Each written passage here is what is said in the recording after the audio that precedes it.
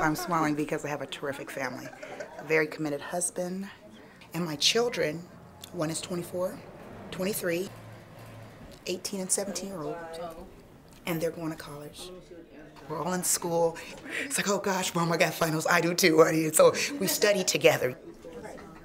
The positive influence piece of going to school and working and trying to do the next right thing, it had a stronger impact on them than what was going on in their peer groups. I spent 26 months at Coffee Creek Correctional Facility and then had to really figure out a plan as to what my future was going to look like. Given the current economic climate, it would be very competitive to gain employment with legal history. I was very afraid and hopeless.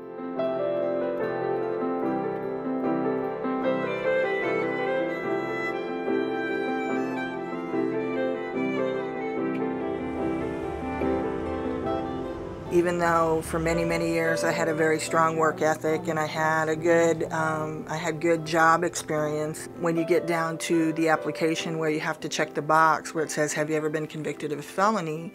And it says, you know, this will not determine whether or not you get hired, and yet you know, yes, it will determine whether or not you get hired.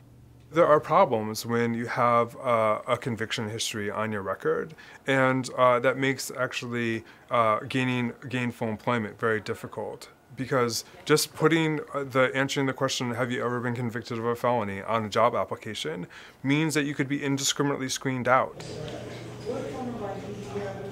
When I take a look at those who have been formerly incarcerated, they are some of the most multi-barriered individuals we have. Many might say, that's their problem, they did the crime.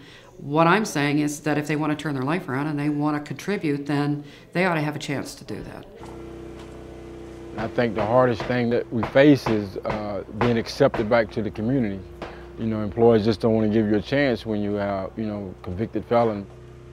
I think that people that's getting out of prison will make good employees because they're eager to go to work. And after being in prison working for 10 cents or $1 a day, you know. Most of the time when you get out, you're already supervised. You got a parole officer. So, you know, if there are any problems, they got someone they can call. You know, as a community, we do have the responsibility of doing our small little part that we have to do to make our community safer, create jobs, and make sure that our local economy is growing. And the only way we can do that is by supporting each other. We as a society have said, you need a timeout, send that person away. Well then why is it when they come back that we don't say, okay, you've done your time. I mean, what do we do with our children? When our children have problems, when we put them in timeout, as soon as they come out of timeout, we don't beat them again for what they did.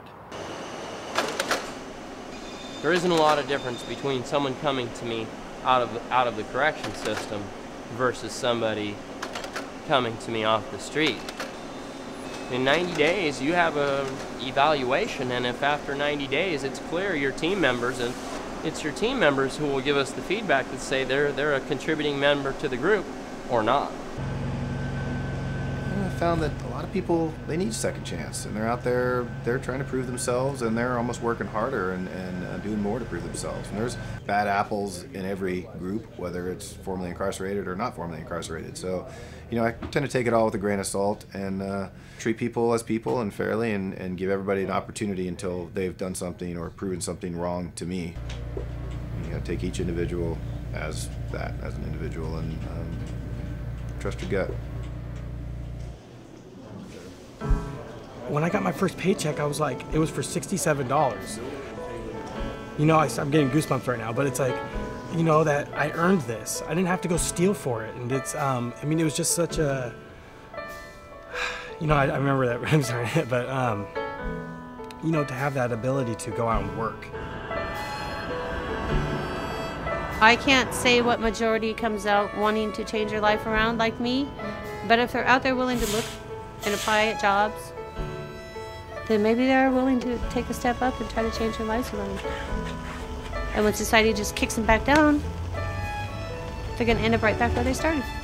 Oh my gosh, it's been 11 years, oh my gosh, and do what I was doing out there, and turning my life around and doing what I'm doing today is, it's awesome. Sorry. We're dealing with people that haven't worked in a long time. We're dealing with people who have probably struggled, and if given the opportunity to make a livable wage, they would do really well. They're hungry, they're eager, they don't want to fall back into the same behavior that they came out of. So a lot of them have a great deal of drive and desire to change. In the past few years, we've seen cities like San Francisco, Boston, Chicago, Seattle, Minneapolis, St. Paul, all fundamentally change their approach to hiring to make their jobs more available to qualified people with conviction histories. Because when you're asking about it on the initial job application, oftentimes people are likely not to apply at all. And if you're doing that, it's reducing your pool of qualified candidates, which is not a great thing to do from a hiring and business practice.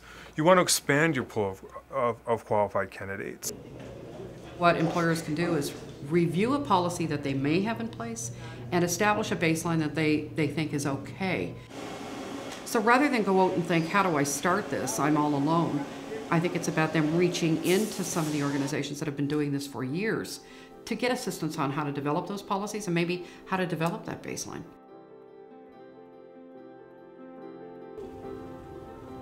So once I got out, all I needed was a chance, was an opportunity, because I did my part. I worked on myself from the inside out. I attained some skills, and I just needed some help. I started as an office assistant. Now I've been promoted to administrative assistant. And I can remember at one point in my life not being able to get keys to an apartment. Now I got keys to almost everything in the building. Statistics said that I would never make it out, that I would die or I'd do my life on installment in prison. But you know, that didn't happen, and I'm still here. You know, and I'm still being successful, and I'm going to continue to, because change is possible, and I became the change that I wanted to see. My life today, man, is blessed. I can hold my head up high.